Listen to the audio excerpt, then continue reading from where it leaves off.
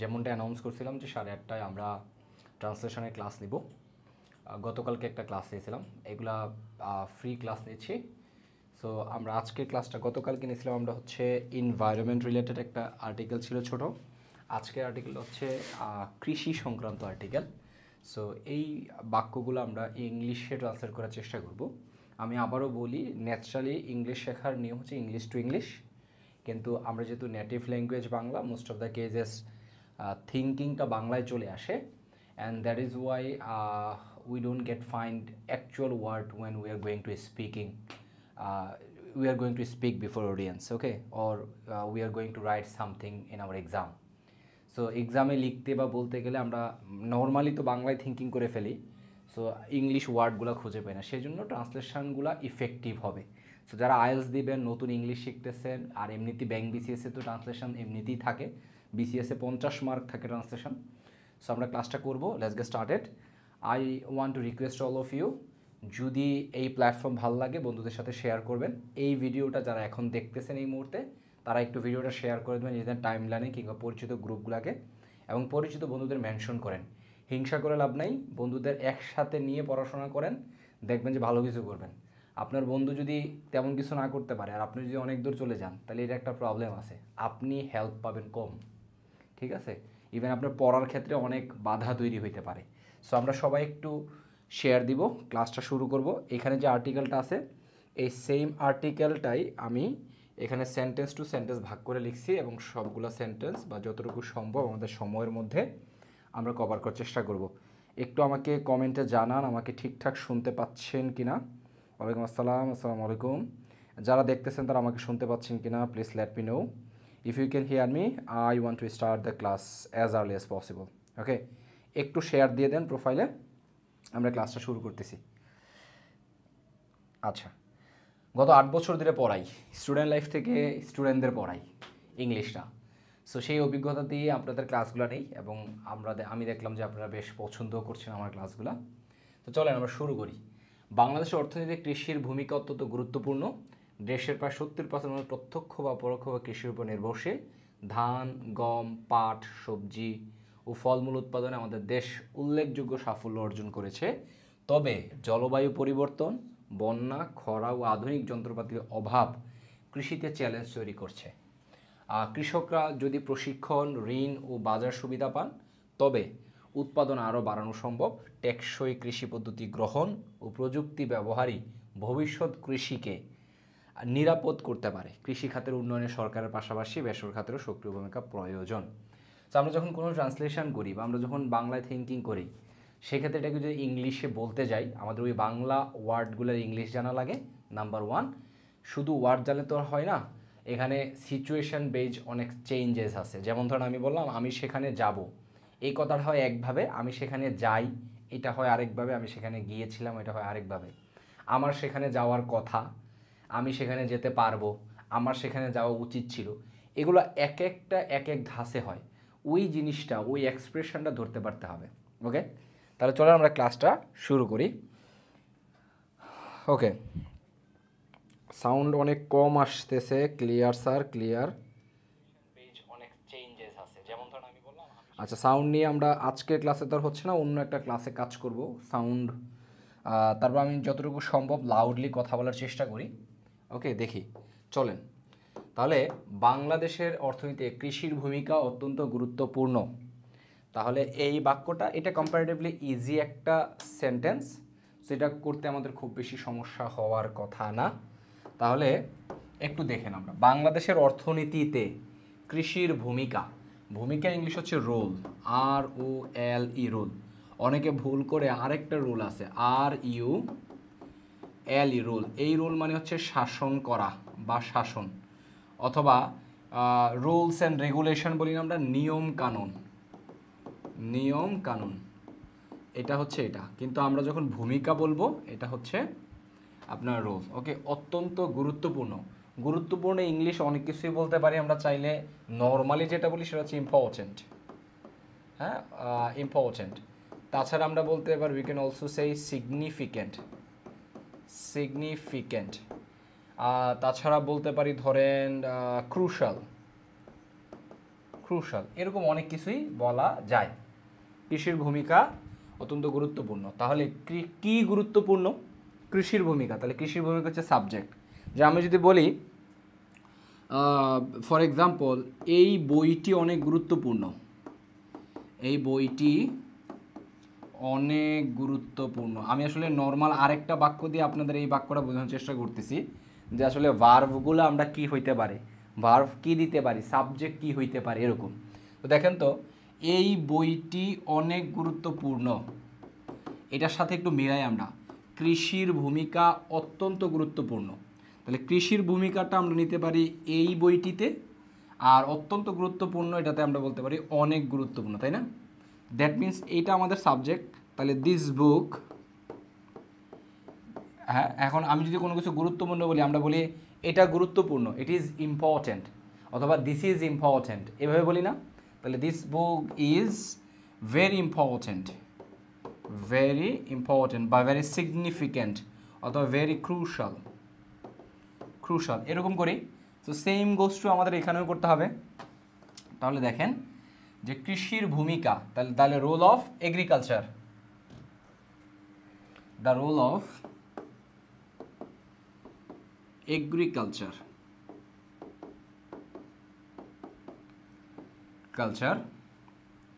চাইলে বাংলাদেশের অর্থনীতি কোথায় কৃষির ভূমিকা, এটা এখানেও মেনশন করে দিতে পারেন, কোনো প্রবলেম নাই, অথবা শেষেও দিতে পারবেন। আমি এখানে যে মেনশন করে দিতে পারবো এটা একটু দিই, দ্য রোল অফ এগ্রিকালচার, বলেছি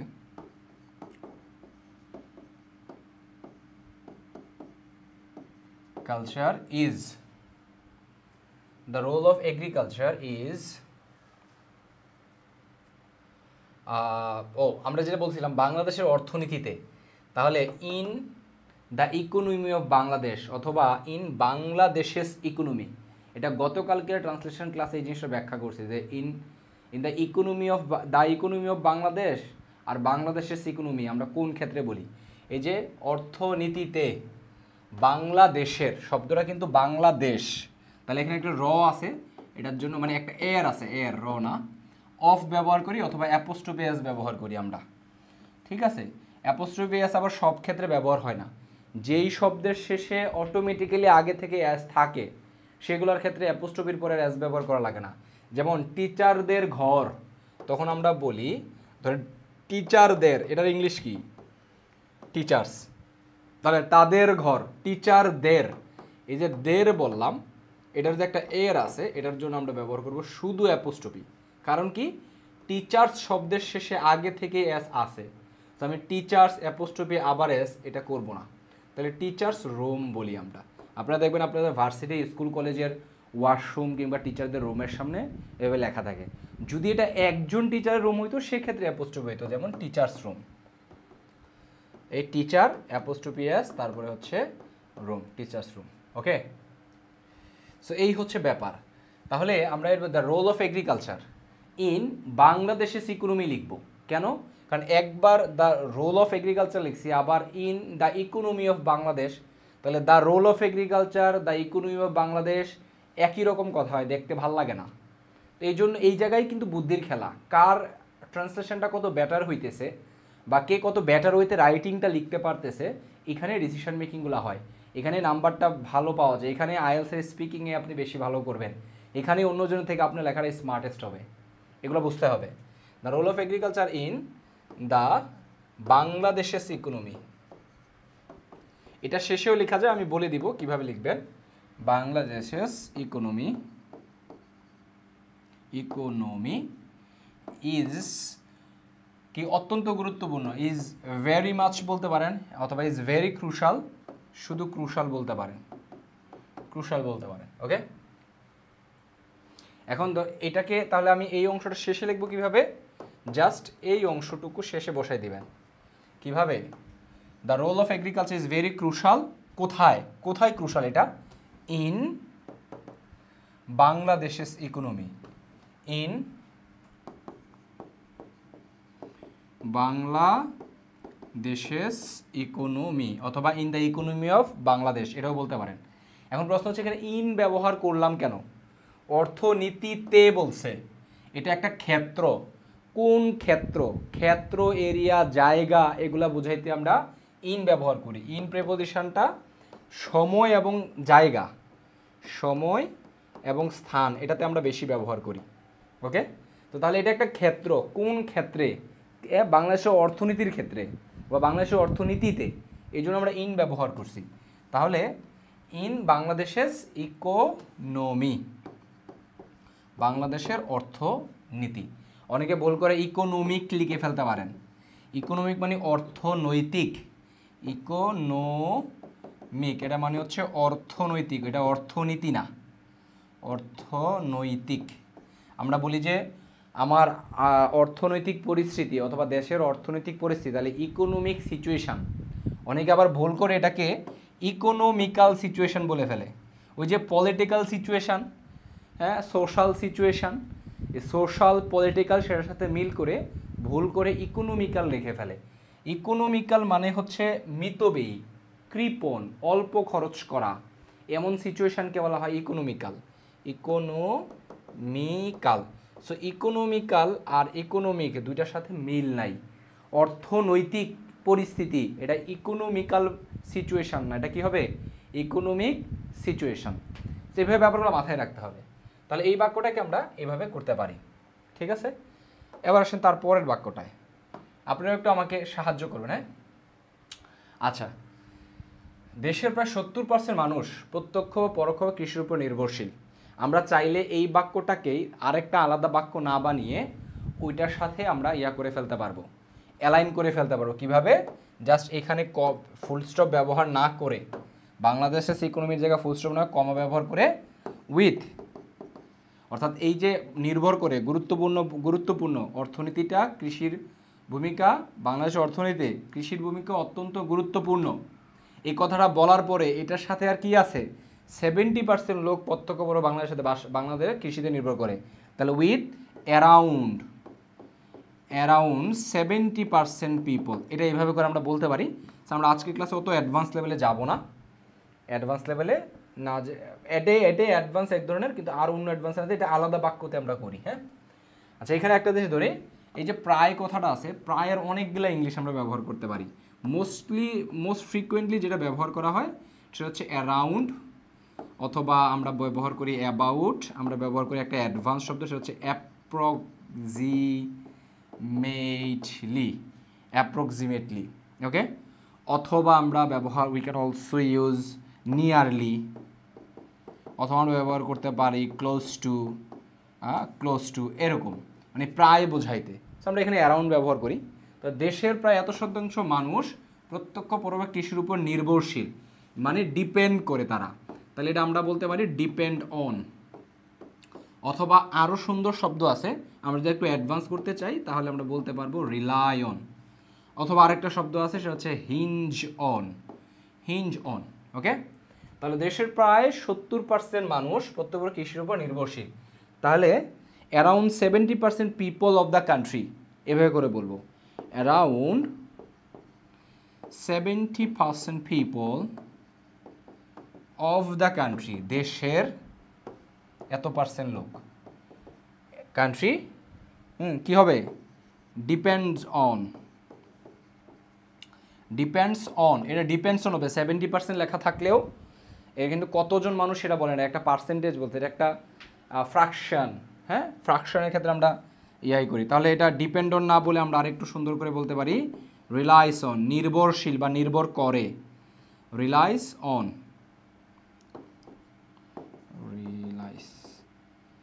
ওকে? রিলাইসটা ওয়াইটা থাকবে না,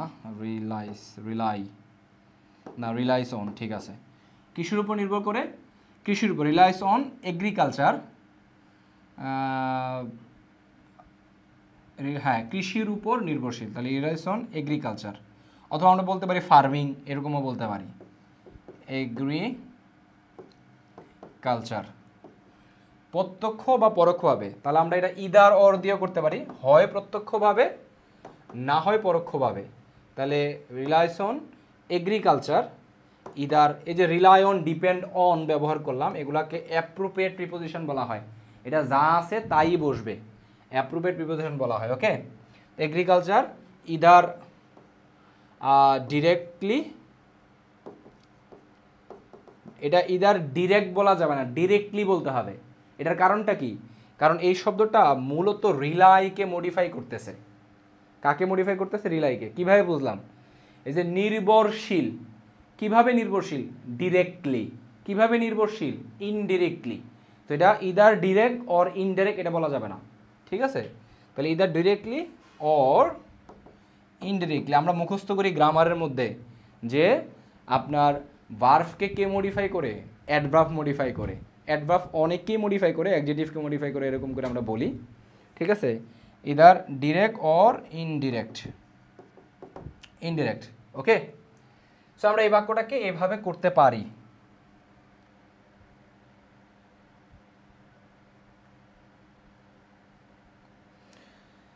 কি অবস্থা, আমাকে কি শুনতে পাচ্ছেন কি না দেখি? Rely on, exactly. Count on দিছেন একজন।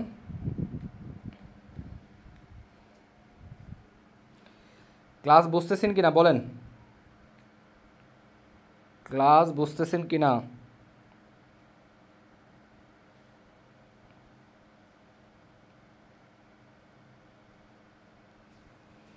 ওকে, আসেন দেখি।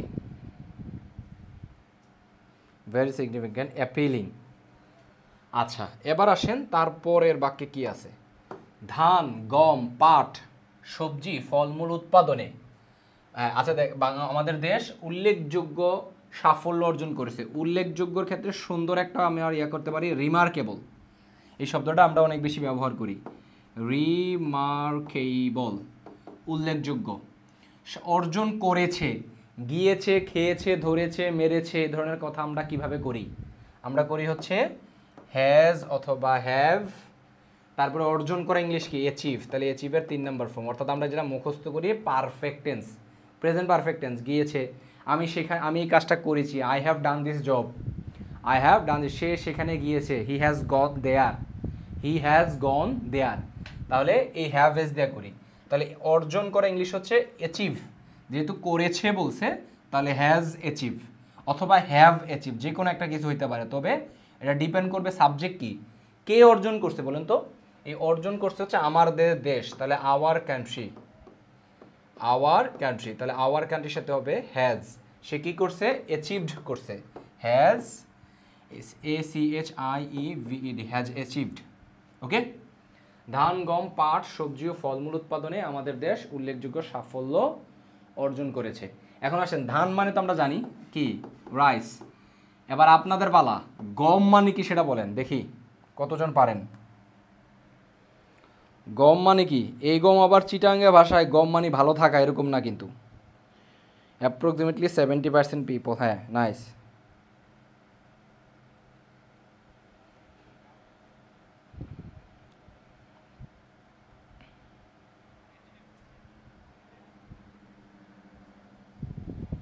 বলেন, গম মানে কি? গমের ইংলিশ কি?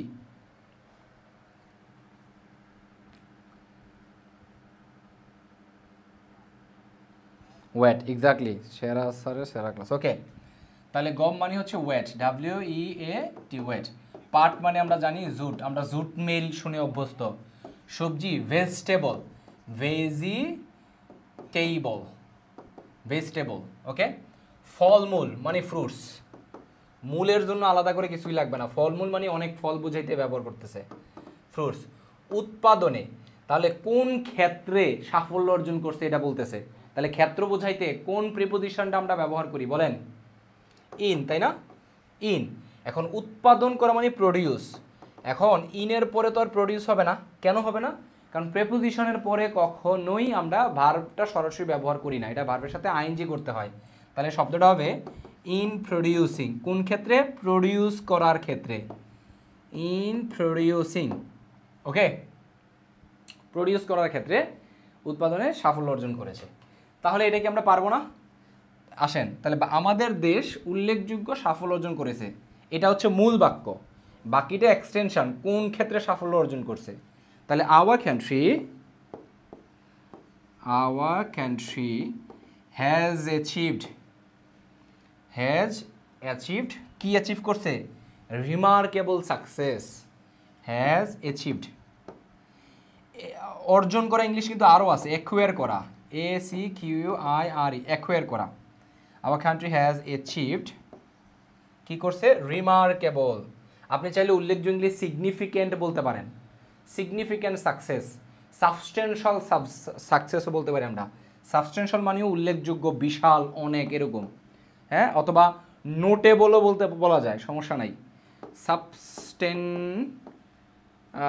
সাবস্টেনশাল, ওকে, TIAL সম্ভবত বানানটা এরকম, if I am not wrong. So substantial বলতে পারবেন, হ্যাঁ। আচ্ছা, তাহলে অ্যাচিভ, রিমার্কেবল, বেশিরভাগ ক্ষেত্রে রিমার্কেবলই বেশি ব্যবহার করে, রিমার্কেবল, সাকসেস, সাকসেস কোন ক্ষেত্রে, ইন প্রডিউসিং, প্রডিউস করার ক্ষেত্রে মানে উৎপাদনে, প্রডিউসিং ধান মানে হচ্ছে রাইস, গম, ওয়েট, তারপর কি পাট মানে জুট, তারপর vegetable, vegetable and fruits, fruits, শেষ বাক্য। আচ্ছা, এই ট্রান্সলেশনের এতটুকু পর্যন্ত আপনাদের কোন জিনিসটা কোয়েশ্চেন জাগছে যে ভাই এটা কিভাবে করতে হয়, মানে এটার মানে কি একটু বলেন তো? কোথাও কোনো প্রবলেম ফেস হয়েছে না যে ভাই এইটার মানে আপনি কিভাবে ধরেন আমি বুঝতে পারি না, এরকম? যেমন প্রিপোজিশনের ব্যাপারটা কিন্তু একটু বলে দিছি আমি। Our country has achieved remarkable success in producing rice, wheat, jute, vegetables. হ্যাঁ, ভেজিটেবল আমি প্লুরাল ফর্ম ব্যবহার করিনি, আপনি ব্যবহার করতে পারবেন, ভেজিটেবলস, বিভিন্ন ধরনের ভেজিটেবল, এটা ওকে ফাইন। আসেন, তারপরে কি আছে, তবে জলবায়ু পরিবর্তন, বন্যা, খরা ও আধুনিক যন্ত্রপাতির অভাব কৃষিতে চ্যালেঞ্জ তৈরি করছে, চ্যালেঞ্জ তৈরি করছে, তাহলে করছে মানে চলমান, তাহলে কোন ক্ষেত্রে চ্যালেঞ্জ তৈরি করতেছে, আপনার কৃষিতে, তাহলে ইন এগ্রিকালচার, কৃষির ক্ষেত্রে আর কি। আচ্ছা, তাহলে অথবা আপনি বলতে পারেন ইন ফার্মিং, এটাও বলতে পারেন, সমস্যা নাই। তৈরি করছে, তৈরি করে ক্রিয়েট, করছে চলমান, তাহলে ক্রিয়েটিং। আচ্ছা, এখন আছেন জলবায়ু পরিবর্তন, তবে মানে আমরা হাওয়েভার বলবো। আমরা গতকালকের ক্লাসে বলছিলাম প্রসঙ্গ চেঞ্জ করা, এতক্ষণ কৃষিকে আমরা গ্লোরিফাই করছি, কৃষি সম্পর্কে প্রশংসা করছি, কৃষি আমাদের ভাইটাল জিনিস, কৃষি লাগবে এরকম। এখন কৃষি সম্পর্কে আমাদের একটা ভয় কাজ করতেছে, আমরা প্রসঙ্গ চেঞ্জ করছি, ওই ক্ষেত্রে আমরা হাওয়েভার ব্যবহার করি, ঠিক আছে? এগুলার খুঁটায় খুঁটায় আলোচনা আমার যে ফ্রি হ্যান্ড রাইটিং বই, এটাতে আপনারা পাবেন। বইটা যদি এখনও মার্কেট স্টক আউট, মানে ভিডিওটা যেদিন বানাইতেছি আজকে মনে হয় 8 জুলাই, 1 মাসের মাথায় আশা করি নতুন করে স্টক আসবে।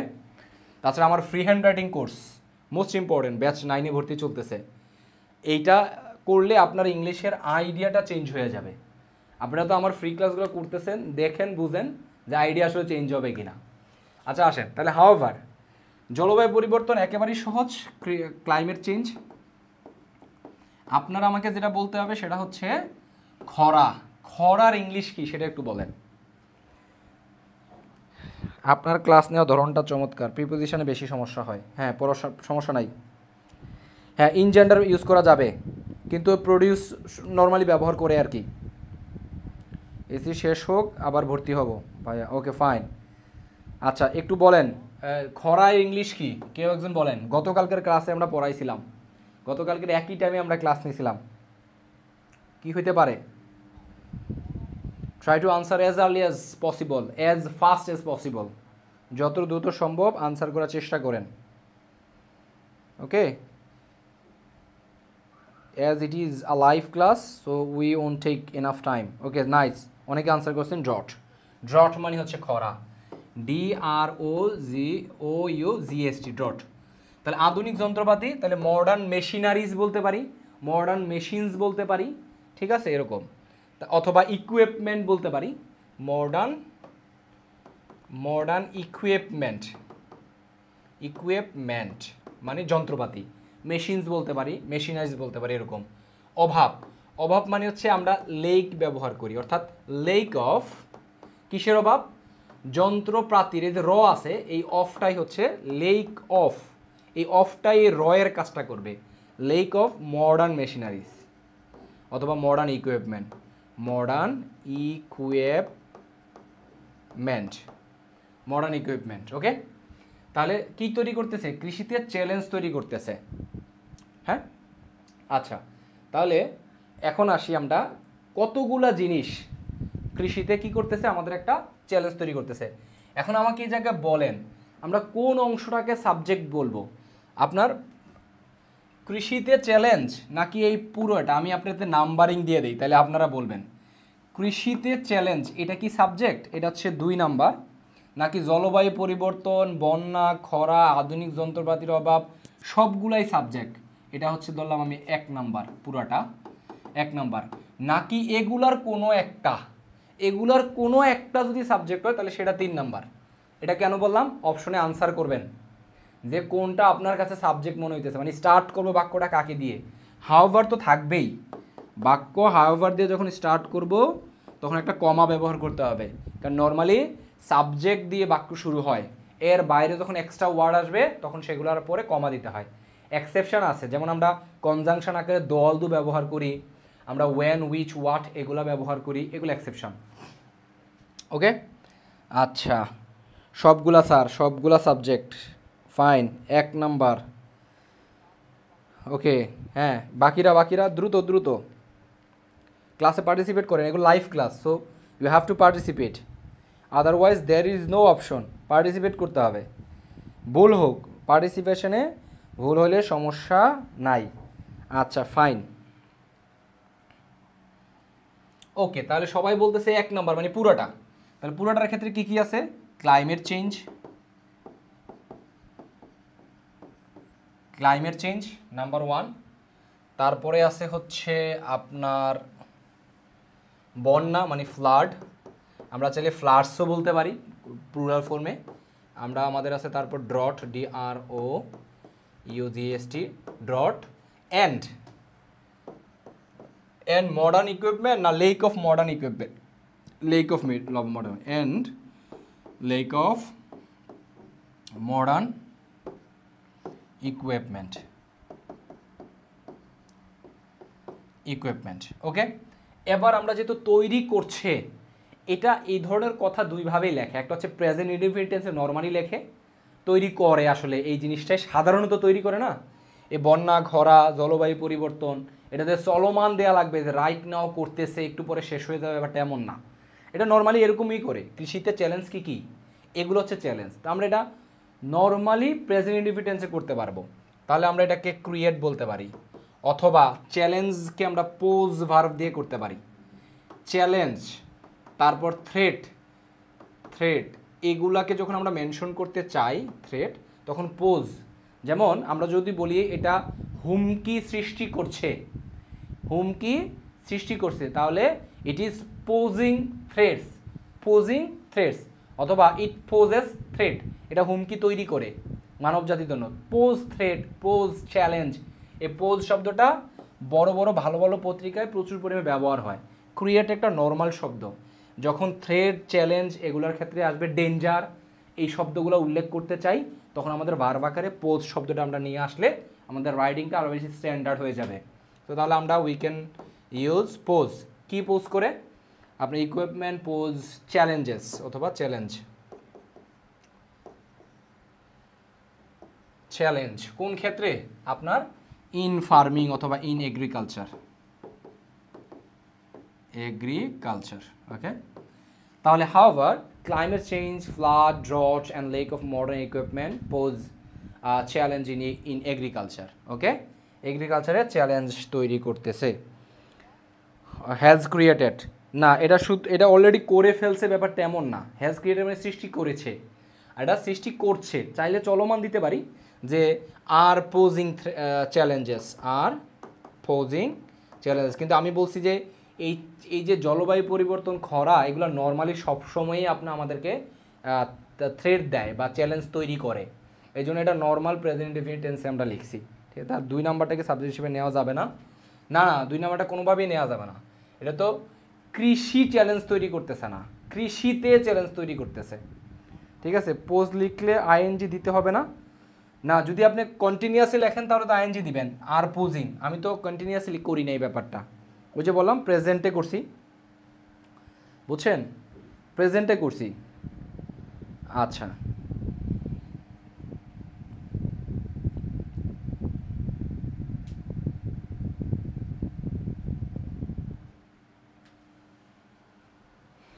Okay fine. তারপরে বাক্যে আসি আমরা। কৃষকরা যদি প্রশিক্ষণ, ঋণ ও বাজার সুবিধা পান তবে উৎপাদন আরও বাড়ানো সম্ভব। আচ্ছা, তাহলে এই যে যদি কথা পেয়ে গেলাম আমরা, যদি কথা পেয়ে গেলাম, তো যদি কথা পাইলে আমরা কি করি, ইফ যদি পায় মানে তারা যদি বাজার সুবিধা পায় তাহলে আরও বাড়ানো সম্ভব, উৎপাদন আরও বাড়ানো সম্ভব। তাহলে বাক্যটা শুরু হবে ইফ দিয়ে, অথবা আমরা চাইলে এভাবে বলতে পারি যে উইথ দিয়ে শুরু করতে পারি, অর্থাৎ উইথ ট্রেনিং, উইথ ট্রেনিং। বাক্যগুলো বাংলার ক্ষেত্রে প্রপার ট্রেনিং বললে আরও সুন্দর, মানে সঠিক প্রশিক্ষণ। এটার ক্ষেত্রে আমরা উইথ প্রপার ট্রেনিং বললে, আমরা যখন শুধু ইংলিশ টু ইংলিশ থিঙ্কিং করব, লিখব, তখন এইভাবে করলে বেটার, উইথ প্রপার ট্রেনিং এরকম। তারপরে এই যে বন্যার ক্ষেত্রে করলাম, বন্যা না বলে শুধু ফ্রিকুয়েন্ট বললে, ফ্রিকুয়েন্ট, হ্যাঁ ফ্রিকুয়েন্ট ফ্লাড, ফ্রিকুয়েন্ট ফ্লাড বন্যা, ঠিক আছে, ক্রমাগত বন্যা, ঘন ঘন, ফ্রিকুয়েন্ট মানে কি ঘন ঘন। তাহলে উইথ ট্রেনিং, লোনস অ্যান্ড বাজার সুবিধা অ্যান্ড মার্কেট অ্যাক্সেসিবিলিটি বলতে পারি। বাজার সুবিধা মানে বাজারে অ্যাক্সেস করা, অ্যাক্সেস করা মানে কি প্রবেশাধিকার। আমাদের কৃষকরা সবচেয়ে বড় প্রবলেম যেটা ফেস করে সেটা হচ্ছে তারা বিপণন এবং সেল এটা করতে পারে না। তারা হয়তো প্রোডাকশানটা মোটামুটি করে, বিপণন মানে মার্কেটিং, তারা মার্কেটিং ঠিকমতো করতে পারে না। এই জন্য যখন উৎপাদন বেশি হয়ে যায় তখন তাদের প্রোডাক্টটা নষ্ট হয়ে যায়। তো তারা যদি বাজার সুবিধা পায়, হ্যাঁ মার্কেট অ্যাক্সেসিবিলিটি পায়, তখন তারা কী হবে, তবে এই তবের জন্য আর কিছু লেখা লাগবে না, এই ইফ দ্বারাই তবের কথা হয়ে যাবে। যদি, তবে, যদি তুমি আসো তাহলে আমি তোমার বাসায় যাব, এই যে তাহলের জন্য এক্সট্রা করে আর কোনো শব্দ প্রয়োজন হয় না। এটা আমার ফ্রি হ্যান্ড রাইটিংয়ের কন্ডিশনাল সেন্টেন্সের এটা নিয়ে একটা ক্লাস আমি তো করি ন্যাচারালি। তাহলে একটু খেয়াল করেন, উৎপাদন আরও বাড়ানো সম্ভব। এখন এই বাক্যটা উৎপাদন কি নিজে নিজে বাড়তে পারে না, তাহলে কি করতে হবে, প্যাসিভ ভয়েসে করতে হবে, বাড়ানো সম্ভব। তাহলে এটা এভাবে বলি আপনার, ওকে, ইনক্রিজ, ক্যান বি ইনক্রিজ, বাড়ানো সম্ভব মানে বাড়ানো যেতে পারে, ক্যান বি ইনক্রিজড, ইনক্রিজড বাড়ানো যেতে পারে। তাহলে এখন তাহলে বাক্যটা কিভাবে শুরু করবো আমরা, ইফ ফার্মার্স, পায় মান কি get, farmers get training, training, তারপরে আমরা বলতে পারি লোন অথবা লোনস, অথবা মার্কেট অ্যাক্সেসিবিলিটি এরকম বলতে পারি, অথবা the access in the market, অথবা এরকমভাবেও বলা যেতে পারে। তবে আচ্ছা আমরা এটাকে লিখি, ইফ ফার্মার্স গেট ট্রেনিং, তারপরে হচ্ছে loans and the access in the market, এভাবে লিখি, অ্যাক্সেস ইন দ্য মার্কেট, মার্কেটে অ্যাক্সেস পায়,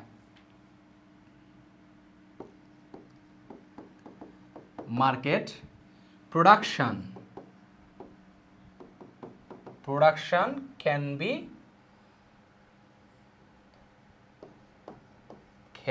increased more,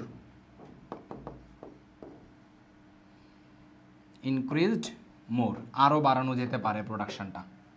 তাহলে এটা প্যাসিভ ভয়েস হয়েছে, কারণ উৎপাদন নিজে নিজে কি হইতে পারে না, বাড়তে পারে না। সপ্তমী বিভক্তি থাকলে ইন বসে, সপ্তমী এগ্রিকালচারাল, কোথায় এগ্রিকালচারাল দেখি আগের, কোথায় কোথায় কোথায়, কৃষিতে নাকি না, কৃষিতে তো কৃষি মানে তো এগ্রিকালচার, এগ্রিকালচারাল মানে এগ্রিকালচারালের পরে কোনো কিছু একটা বসতে হবে, এগ্রিকালচারাল সেক্টর, এগ্রিকালচারাল চ্যালেঞ্জ, কৃষি সংক্রান্ত চ্যালেঞ্জ, এগ্রিকালচারাল ফ্যাসিলিটি, এরকম করে এগ্রিকালচার হয়। শয়নের স্বপ্নের শুধুমাত্র ফার্মিং, আমরাও সেম, একদিন স্যার আমরা ফার্মে চলে আসবো ইনশাল্লাহ। ওকে আচ্ছা, তাহলে এটা মোটামুটি বুঝছেন কিনা দেখেন। আচ্ছা, সো এই বাক্যটাকে আমরা চাইলে নর্মালিও করতে পারি, এটা না, আগেরটা যেটা, এই যে এটা প্রোডাকশন ক্যান বি ইনক্রিজ মোর, আরও বাড়ানো যেতে পারে, এটা এভাবে বললাম। অথবা the market, the access in the market এটা বলা যায়, এটাকে আরও শর্ট করে দ্য মার্কেট অ্যাক্সেস শুধু বললেই হয়, দ্য মার্কেট অ্যাক্সেস এটা বলতে পারবেন। আবার এই অংশটা এভাবে বলতে পারবেন, if farmers get training, loans, market access, তারপরে ফার্মারদেরকে আমরা দে দিয়ে বলতে পারি, এটা তবে উৎপাদন আরও বাড়ানো সম্ভব। এই কথাটাকে এইভাবে না লিখে তাহলে তারা উৎপাদন আরও বাড়াতে পারবে, তারা they can produce more crops, এটা বলতে পারি আমরা মোর এরকম দে ক্যান প্রডিউস, তারা পারবে। ক্যানের অর্থ কিন্তু দুইটা হয়, পারে অথবা পারবে।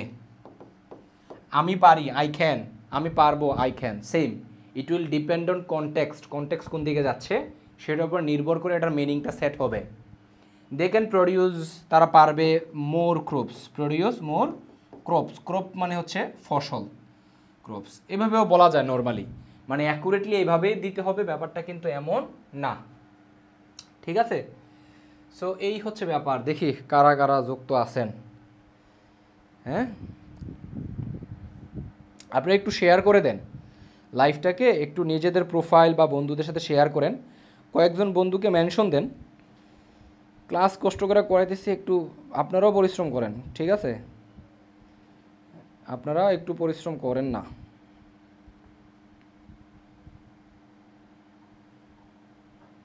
ওকে, আসেন।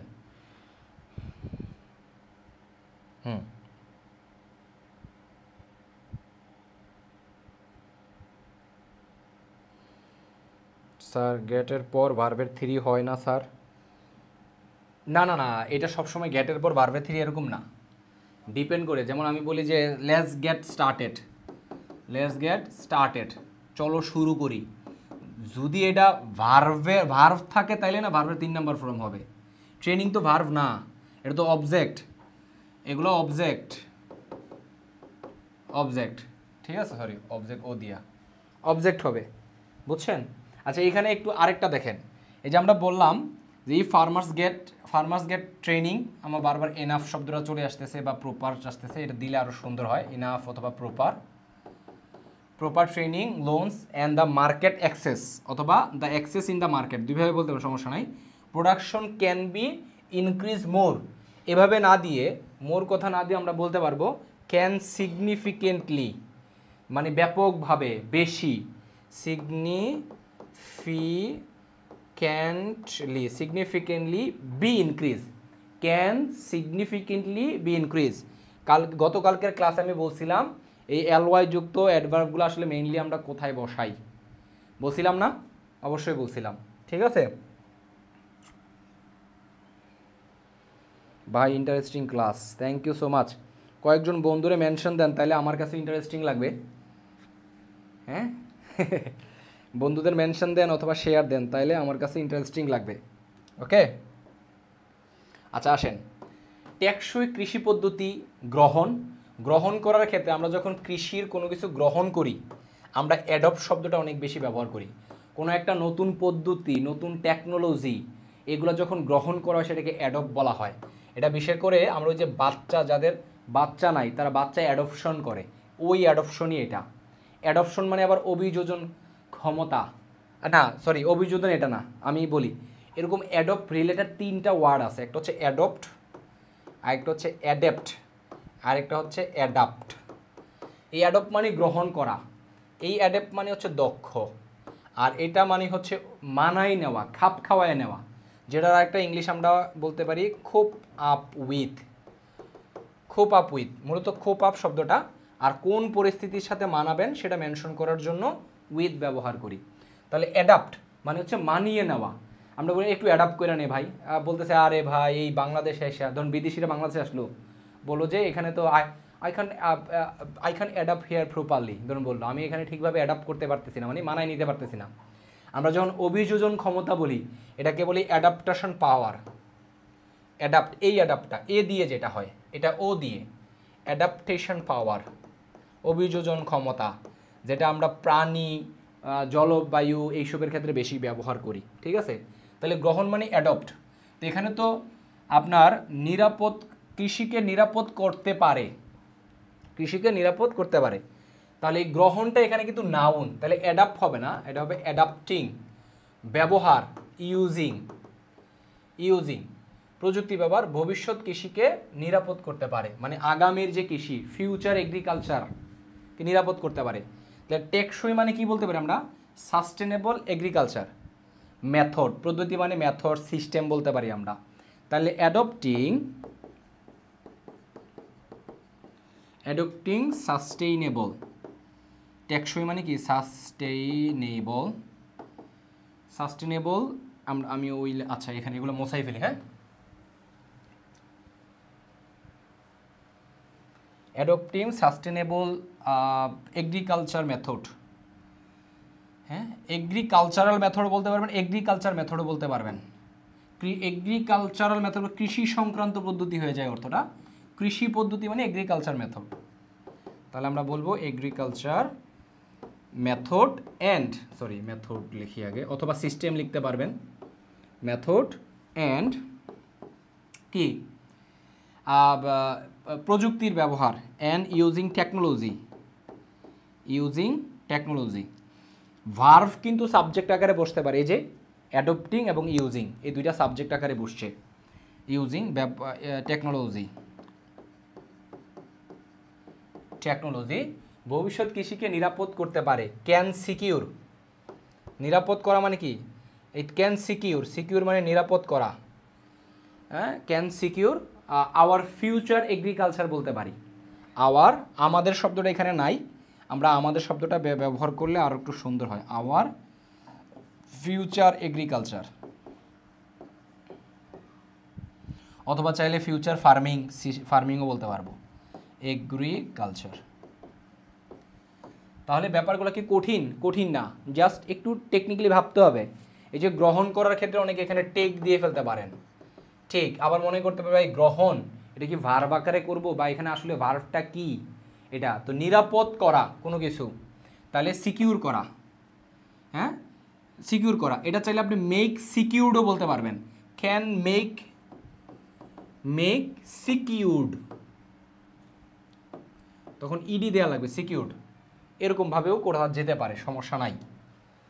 তাহলে adopting sustainable agriculture method and using technology can secure our future agriculture, আমাদের ফিউচার এগ্রিকালচারটাকে নিরাপদ করতে পারে। আমাদের কাছে আর একটা বাক্য আছে, এই বাক্যটা আমরা করব। কৃষি খাতের উন্নয়নে সরকারের পাশাপাশি বেসরকারি খাতেরও সক্রিয় ভূমিকা। আমাকে জাস্ট আপনারা বলেন সক্রিয় ভূমিকার ইংলিশ কি লিখতে পারি আমরা। ভূমিকার ইংলিশ কিন্তু আমি বলে আসছি অলরেডি, আপনারা একটু বলেন যে সক্রিয় ভূমিকার ইংলিশ কি হতে পারে।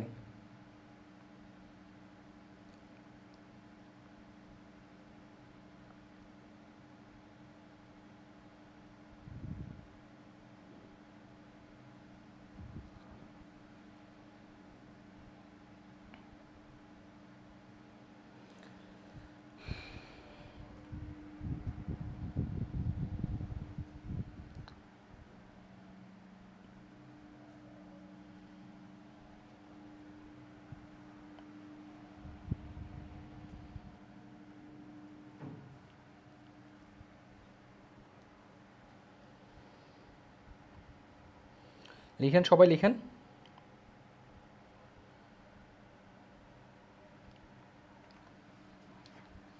এখানে আরেকটা বলতে পারেন, কোথায় যেন ছিলাম, হ্যাঁ এই যে সিকিউরের জায়গায়, সিকিউরটাকে ভার্ব আকারে খুব বেশি ব্যবহার করে কিনা জানি না, এটা এভাবে করতে পারেন। ক্যান ইনশিওর মানে নিশ্চিত করা, নিশ্চিত করতে পারে।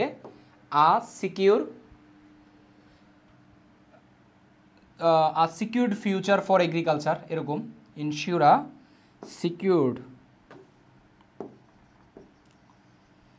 সিকিউর মানে নিরাপদ, সিকিউর ফিউচার ফর এগ্রিকালচারের জন্য একটা নিরাপদ ভবিষ্যৎ, এভাবেও করতে পারবেন। এগ্রিকালচারের জন্য একটা নিরাপদ ফিউচার, এরকম। তাই অ্যাডপ্টিং সাস্টেনেবল এগ্রিকালচার মেথড, আপনি চাইলে এগ্রিকালচারাল মেথডও বলতে পারবেন, এটা কিন্তু ভুল হবে না, এগ্রিকালচারাল মেথডও বলতে পারবেন, ঠিক আছে। And using technology can ensure secure future, একটা নিশ্চিত ভবিষ্যৎ ফর এগ্রিকালচারের জন্য, মানে ভবিষ্যৎ কৃষিকে নিরাপদ করতে পারবে বলা যে কথা, এভাবে করে আমরা দুইভাবেই বলতে পারি, ঠিক আছে। ওকে ফাইন, দেন আসি পরেরটা, দেখি কারা কারা কী লিখছেন। অ্যাক্টিভ কি জানি বলে, সক্রিয় ভূমিকার ক্ষেত্রে কী লিখছেন।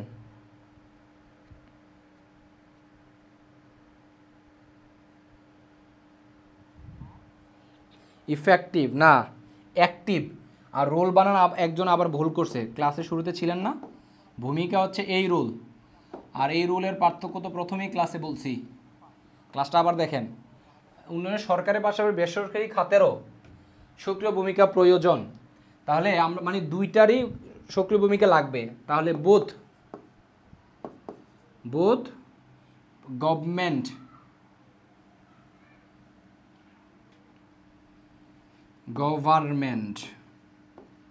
and private sector and private sector, okay, both government and private sector কি প্রয়োজন মানে উচিত বলতে পারি কি করা, সক্রিয় ভূমিকা রাখা। তাহলে শুড ভূমিকা রাখা কি, প্লে, ভূমিকা পালন করা মূলত। তাহলে শুড প্লে অ্যান অ্যাক্টিভ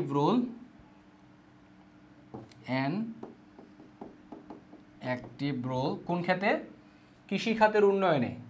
তাহলে active role for the development of agricultural sector বলতে পারি, এগ্রিকালচারাল সেক্টরে ডেভেলপমেন্টের জন্য এভাবে বলতে পারি, অথবা বলতে পারি ইন ডেভেলপিং বলতে পারি, ইন ডেভেলপের ক্ষেত্রে, যেহেতু উন্নয়নের বলছে তাহলে role for the development of এভাবে দিই আমরা, ডেভেলপমেন্ট অফ এগ্রিকালচারাল সেক্টর।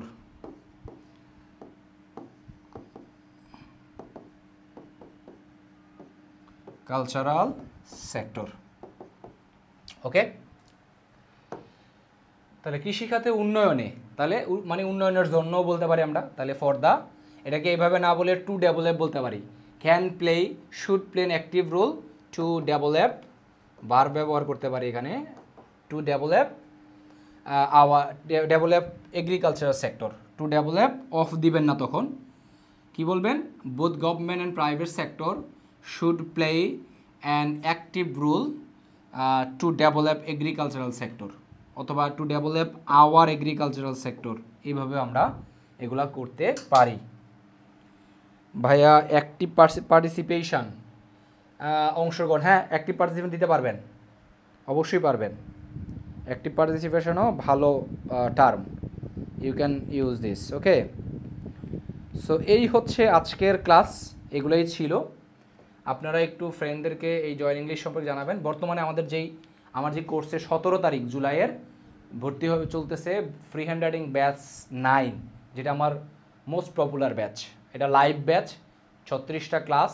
বিস্তারিত জানার জন্য পেজে মেসেজ দিবেন, ডেমো ক্লাস দেখা নিয়ে না আগের ব্যাচগুলার, তাহলে আপনারা ভালো বুঝবেন এই কোর্সটা আপনার ইফেক্টিভ হবে কিনা। এটা সবার জন্য, এসএসসি, এইচএসসি, ইভেন কি ক্লাস 8-9-এর স্টুডেন্টও আমার এখানে ভর্তি হয়। হ্যাঁ, বিসিএস ব্যাংক, আইএলস, আইবিএ অথবা অন্য যে কোনো সকল ক্ষেত্রে ইংলিশের জন্য এটা মোস্ট ইফেক্টিভ কোর্স, ওকে।